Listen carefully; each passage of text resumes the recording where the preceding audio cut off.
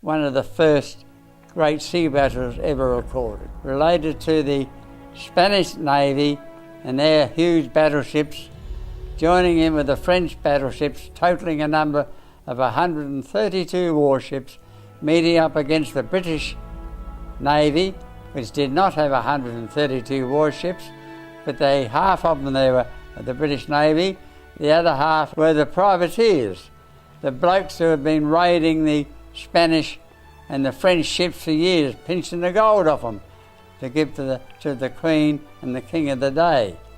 They entered into battle in the English Channel in 1588 and only 3 ships were sunk. But that's not uncommon with the old sailing ships. Because they were timber, you either had to hit the explosions and blow them up or burn them. So what finally finished off that huge battle was the wind. It blew the ships right, left and centre till most of the Spanish ships ended up going up the eastern coast of England, right round the top of Scotland, down on the eastern seaboard near Ireland, where the Irish got stuck in them and they ran aground, and they ended up with a very depleted armed force when they went home to their countries. We end up with the last great sea battle in 1944 in Surrey Strait. That was the last time that battleships ever had a chance to fight battleships. It was so rare throughout the World War. So today, it's the aircraft carrier. That is the capital ship. So the last great sea battle that we were in, even though we may admit there weren't many battleships in it, it was the last great sea battle ever. It's never happened again, will never happen again, I think so.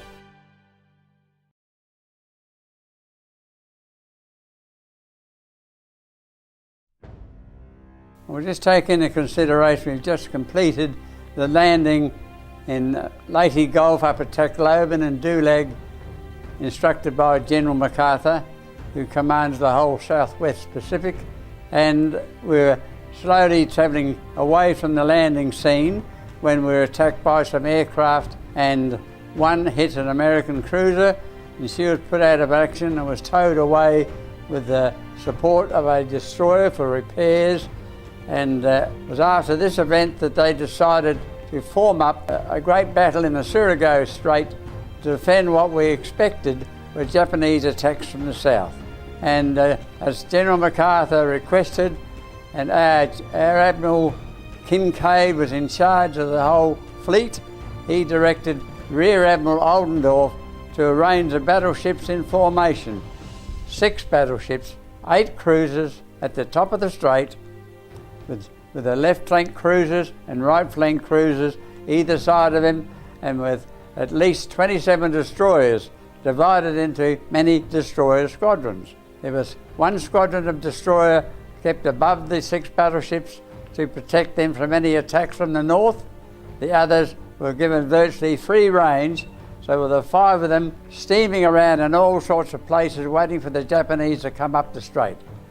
When we got to Shropshire from England, we picked up the latest radar that they had developed. And just to give you a comparison, they were picking up other ships at about 60 miles. We were picking up at 180 miles away. So we had the top of the line radar equipment on the Shropshire, where the American captains were saying, listen to Shropshire's radar. They didn't say that. Listen to Porthole's radar. Our code name was Porthole. And that was really magnificent, because we picked up the first fleet coming through the strait. Just before this occurred, of course, there was a little bit of action just below the strait, because some of the torpedo boats were stationed there by Oldendorf, were shepherded away by the Japanese destroyer Shigura. So one of the American torpedo boats was so badly damaged, which had been allocated to tell the time that the Japanese fleet came into the arena, could not pass their signal on for about half an hour, which they did, I think it was 26 past 12 in the morning. So they were attacked by the torpedo boats. Then there were 39 torpedo boats stationed above, below and in the strait in preparation to do as much damage as they could.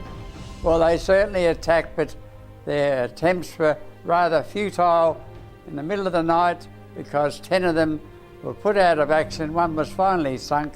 The first indication that they came through the strait, and I know that it was our ship, the Shropshire, that picked it up on her radar. At 0003 hours, 3 minutes after 12, a fleet of ships were headed through the strait. We assumed they were Japanese. Started to head up north towards where we were situated. And that was on the 25th of October 1944. And that went on for nearly 2 hours before the first attack occurred at about 2 o'clock in the morning. And remembering it was still fairly dark, even though the sea was calm, all you could really see was the movement of shadowy ships up and down through the narrow straits of Surigao, which were 12 miles at the beginning, 30 miles long and 25 miles at the top. Not only that, there were quite a number of islands one had to contend with at the same time. At this stage, the whole battle fleet, as far as we were concerned, we were 17,000 yards away from the Japanese fleet coming up the strait. We struck home when they got within about 12,000 yards. However, the destroyers got in first and did what you might claim more than half the damage required to eliminate the Japanese. They were absolutely magnificent in their attacks on the Japanese First Fleet. At 0300, Destroyer Squadron 54 came in and fired 27 torpedoes. And 6 of those torpedoes hit the Japanese battleship Fuso. Within a very short time, the battleship exploded, split into 2, and just drifted away with hundreds of men in the water, which we have to assume most must have been killed by the explosion. It did not sink at that particular time. Another destroyer squadron came in at 3 in the morning and fired 20 torpedoes, and they made one hit. Another destroyer squadron 24 came in and fired 14 torpedoes, and she made a hit, and the other 3 destroyers of that particular squadron, 2 were sunk and 1 was disabled and left floating. And so what really happened in the end of all that damage that was done, only 3 ships finally pursued up north to attack the American fleet. That was 1 battleship, Yamashiro, 1 heavy cruiser called the Megami, and 1 destroyer called the Segura. They were the only 3 ships left for us to sink. We opened fire at 0351 in the morning. The cruisers, they got in first and attacked the Japanese battleship Yamashiro. We're not too sure at the time about whether they also hit the Megami, because she got very badly damaged during this attack and steamed south. Disabled and was finally sunk by the Japanese themselves, with their crew taken off by a destroyer. Shropshire, which one we like to talk about, of course, didn't open fire to 0356 at 4 minutes to 4. And that delay was caused by somebody leaving one of the hatches open in the gun turret. And now if you leave a gun turret door open when the guns go off, you're liable to do severe damage to all the members within the turret, probably death. So whoever did it, we don't know, but there was a delay of 4 minutes. So finally, everybody opened fire. Shropshire, in her excellent gunfire, for the first time ever in its life, excelled itself with firing off 5 broadsides per minute, which it had never done before. Fired 32 broadsides, of which 16 had direct hits on the Yamashiro and 3 were smothered. The whole area was absolutely smothered with gunfire. Really, the firepower was great. You could hear the shells virtually from far as we were concerned, firing just to the side but over the top of us. So like cruisers the American had, they tended to rapid fire their guns. Instead of broadsides as we did them, they somehow or other appeared to be doing one gun at a time, very close. And they poured a stream of ammunition into the Japanese. Never-ending stream from their 15 6-inch guns on board their cruisers. Even I can remember seeing that to this day. Some American bloke described it. It looked like a train on the horizon, going across the horizon. Magnificent. Our captain even admitted he thought we were firing at the heavy cruiser. But there's not much difference on a radar set between a heavy cruiser and a battleship. They're both big long ships of over 600 feet long, and all you're getting is a minor shape.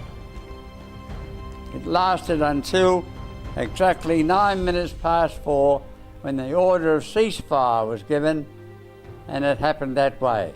However, once again the old ship Shropshire had just loaded its guns, and son, you never leave any big guns loaded with shells when they're hot. So she fired the last 7 of her 8 guns, and believe it or not, they hit the Yamashiro. So altogether, it was a magnificent battle to witness for what we did for the few ships left to actually fire upon. The destroyer Segura got slightly damaged during this altercation. We're not too sure who hit it, but she was damaged. But she sailed now south, and strange as it may seem, when she passed the second Japanese battleships, which had already decided to turn around and leave the scene, she passed and didn't even tell them what had happened. They just passed the normal naval signals, and off it went into the blue yonder somewhere. The Yamashiro finally sank at 0419, at 10 minutes after the battle ceased. The Fuso, which was already badly damaged and exploded into 2, finally sank at 5 p.m. that day. And it was reported from the Japanese after the war, they think it was the boiler that exploded her, not hitting the ammunition. Because if they'd hit the ammunition, it would have shattered her. Naturally enough, we were most concerned about the number of bodies floating in the water and the debris. In fact, you might say the water was covered with debris and dead bodies, but they disappeared rather quickly. Only 3 Japanese elected to be pulled up by the torpedo boats and saved to live another day, which was pretty amazing. On top of that, was estimated the 2 battleships, 1 heavy cruiser, 1 light cruiser, and 4 destroyers, about 5,000 Japanese died that day. Eventually the second Japanese battle fleet of 7 ships just cruised out of the strait and didn't last many more days before the bombers got them, the destroyers got them.